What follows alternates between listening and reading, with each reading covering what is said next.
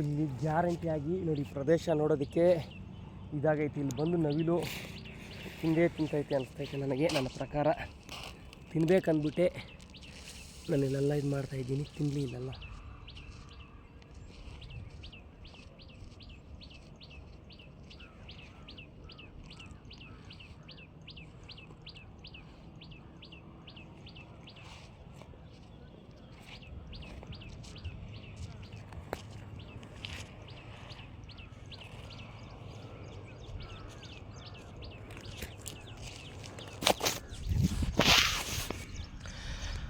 ಒಬ್ಬರ ಮೇಲೆ ನಂಬಿಕೆ ಬರಬೇಕಂದ್ರೆ ಆ ಪ್ರಾಣಿ ಪಕ್ಷಿಗಳಿಗೂ ತುಂಬಾ ಇರಬೇಕು. ಯಾಕಂದರೆ ನಾವು ಇಡೋದು ಆಹಾರನೋ ಇಲ್ಲ ವಿಷಾನೋ ಅಂದ್ಕೊಳ್ತೈತೆ ಅದೂ. ಯಾಕಂದರೆ ಆ ಕಾಡಲ್ಲಿರೋ ಮೂಗಜೀವ ಅಷ್ಟು ಬೇಗ ಯಾರೂ ನಂಬಲ್ಲ. ನಂಬಿಬಿಟ್ರೆ ನೋಡಿ ಶಬ್ದ ಕೇಳಿಸ್ತಾ, ನಂಬಿಬಿಟ್ರೆ ಏನು ಬೇಕಾದ್ರೂ ಕೊಡ್ತಾಯಿದ್ದಾವೆ ಆ ಕಾಡಲ್ಲಿರೋ ಮೂಗಜೀವ ನವಿಲುಗಳು. ಯಾಕಂದರೆ ಎಷ್ಟೋ ದ್ರೋಹಿಗಳಿರ್ತಾರೆ, ತಿನ್ನೋ ಪದಾರ್ಥದಲ್ಲಿ ಅದಕ್ಕೇನಾದರೂ ವಿಷ ಹಾಕ್ಕೊಟ್ಬಿಡ್ತಾರಂತ ಅವ್ರಿಗೆ ಅವ್ರ ಅಮ್ಮ ಅವ್ರು ಹೇಳ್ಕೊಟ್ಟಿರ್ತಾರೆ ನವಿಲ ಅವ್ರ ಸಂತತಿಗಳಿಗೆ. ಯಾಕಂದರೆ ಈ ಮೊದಲೆಲ್ಲ ನವಿಲುಗಳು ಈ ಬೂಚಿಗಳು ಹಿಂಗೆ ಬರ್ತದಪ್ಪ. ಮೊದಲೆಲ್ಲ ನವಿಲು ಊರ ಕಡೆನೇ ಬರ್ತಾಯಿಲ್ಲ ಪಾಪ. ಇವಾಗ ಆಹಾರ ಇಲ್ಲಿರೋ ಒಂದೇ ಒಂದು ಕಾರಣಕ್ಕೋಸ್ಕರ ಎಲ್ಲ ಜಾಗಕ್ಕೂ ಬರ್ತವೆ.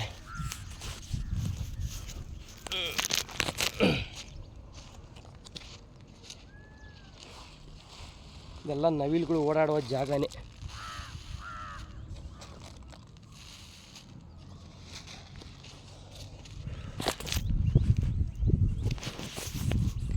ಎಲ್ಲ ನವಿಲುಗಳು ಗ್ಯಾರಂಟಿ ಬಂದೇ ಬರ್ತಾಯಿದೆ.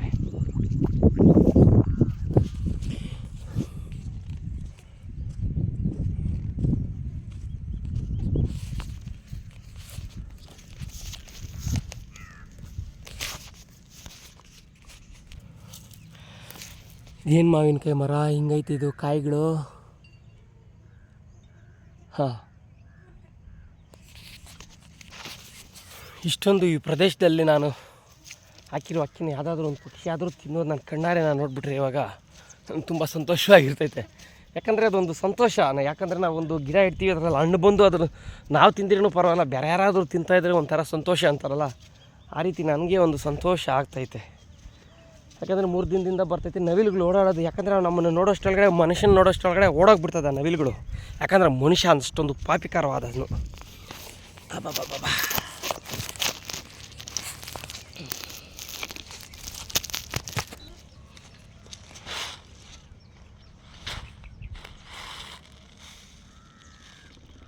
ಒಂದೇ ಜಾಗದಲ್ಲಿ ಹಾಕೋದು ಬೇಡ.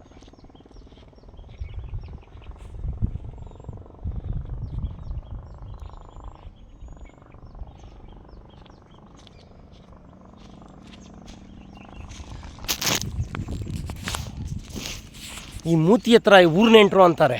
ಈ ಊರ್ನೆಂಟ್ರು ಅಂತಾರೆ ಬೂಚಿಗಳು. ಕುಯ್ಯೋ ಅಂತ ಕಿವಿ ಹತ್ರ ಈ ಕಾಡುಗ ಎಂಟ್ರೆನ್ಸಲ್ಲಿ ಎಂಟ್ರಿ ಆಗೋಷ್ಟೊಳಗಡೆ ಬಂದುಬಿಡ್ತೈತೆ ನೋಡ್ರಿ. ಮುಂದ್ಗಡೆ ಎಲ್ಲ ಹಂಗೆ ಓದೋದು ಇರಿಟೇಟ್ ಆಗ್ತದೆ. ಆಗಾಗ ಎಷ್ಟೊಂದವೆ ಇರಿಟೇಟ್ ಆಗ್ತೈತೆ. ಅಬ್ಬಬ್ಬಬ್ಬ ನೋಡ್ರಿ, ಗೌರ್ಮೆಂಟು ಯಾವನೊಬ್ಬನು ಕುಡಿದ್ಬಿಟ್ಟು ಹಾಕ್ಬಿಟ್ಟ ಈ ಬಾಟ್ಲನ್ನ. ಇನ್ನೊಂದು 10 ವರ್ಷ ಅಲ್ಲ 20 ವರ್ಷಕ್ಕೆ ಇದೇ ಜಾಗದಲ್ಲಿ ಒಂದು ಆನೆ ಆಗ್ಬೋದು, ಒಂದು ಮನುಷ್ಯ ಆಗ್ಬೋದು, ಒಂದು ಹಸ ಆಗ್ಬೋದು, ಒಂದು ಕುರಿ ಆಗ್ಬೋದು, ಈ ಬಾಟ್ಲ್ ಮೇಲೆ ಕಾಲಿಟ್ಟವನಂದರೆ ಮನುಷ್ಯ ನಾನೇನು ಕರ್ಮ ಮಾಡಿಲ್ಲ, ನಾನೇನು ಪಾಪ ಮಾಡಿಲ್ಲ ಅಂತಾನೆ. ನೀನೀಗ ಇಲ್ಲಾಗ್ಬಿಟ್ಟು ಹೋಗಿದ್ದೀಯಾ, ಇಲ್ಲಾಗ್ಬಿಟ್ಟು ಹೋದ್ಮೇಲೆ 20 ವರ್ಷ ಅಲ್ಲ ಯಾವತ್ತಾದರೂ ರಾತ್ರಿಯಲ್ಲಿ ಇದೇ ಪ್ರದೇಶದಲ್ಲಿ ಒಂದು ಆನೆ ಓಡಾಡ್ತು, ಈ ಆನೆಗೆ ಕಾಲಿಗೆ ಇದು ಹತ್ಬಿಡ್ತಂದರೆ ನಿನ್ನ ಕರ್ಮ ನಾನು ಸುಮ್ಮನೆ ಬಿಡಲ್ಲ. ಕುಡಿತೀಯ ನನ್ನ ಮಕ್ಕಳರ ಕುಡೀರಿ.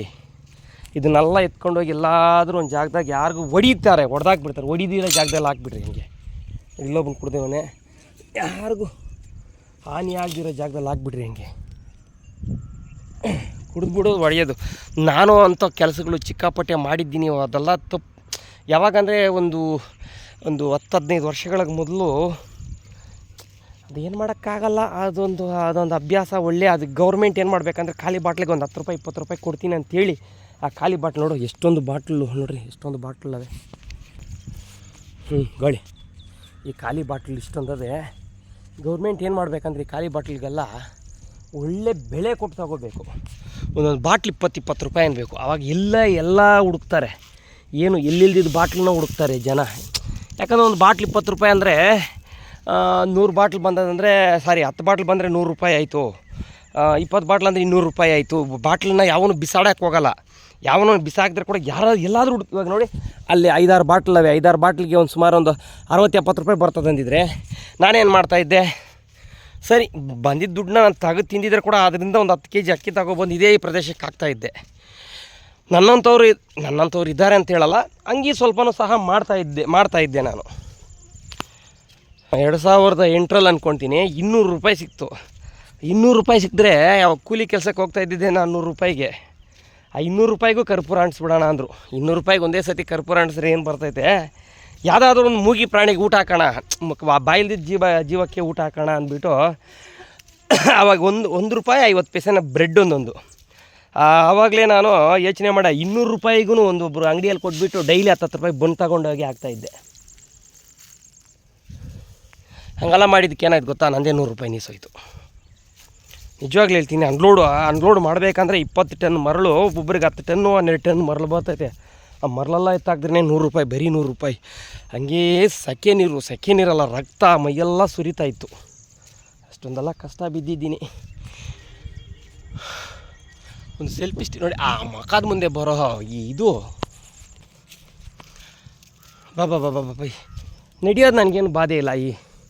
ಈ ಮಖದ ಮುಂದೆ ಬೂಚಿಗಳು ಬಂದು ಹೋಗ್ತಾವಲ್ಲ, ಅದೇ ಬೇಜಾರು ನನಗೆ. ಯಾವುದೋ ಒಂದು ಜೀವ ತಿನ್ನಲಿ, ಒಂದೇ ನಾನು ಹಾಕಿರೋ ಕಾಳಲ್ಲಿ ಒಂದೇ ಒಂದು ಜೀವಿಗಾದರೂ ಹೊಟ್ಟೆ ತುಂಬಿದ್ರೆ ಸಾಕಂತ ಅಂದ್ಕೊಂಡು. ಯಾಕಂದರೆ ನಾವು ಈ ಭೂಮಿಗೆ ಬಂದು ನೋಡಿ, ಇವಾಗ ಹೇಳಿದೆ ಯಾವನೋ ಒಬ್ಬನು ಬಾಟ್ಲು ಹಾಕಿದ್ದಾನಂತ. ನಾನೇ ಅಂತೂ ಬಾಟ್ಲನ್ನ ಎಷ್ಟೋ ಹಾಕಿರಬಹುದು. ಯಾವುದಾದ್ರೂ ಒಂದು ಪ್ರಾಣಿಗೂ ತಿಳಿದೆ ಒಂದು ಮೂರ್ಖ ಅಂತಾರಲ್ಲ, ಅದೊಂದು ಹುಡುಗ ಬುದ್ಧಿ, ಹುಚ್ಚುತನದ ಬುದ್ಧಿ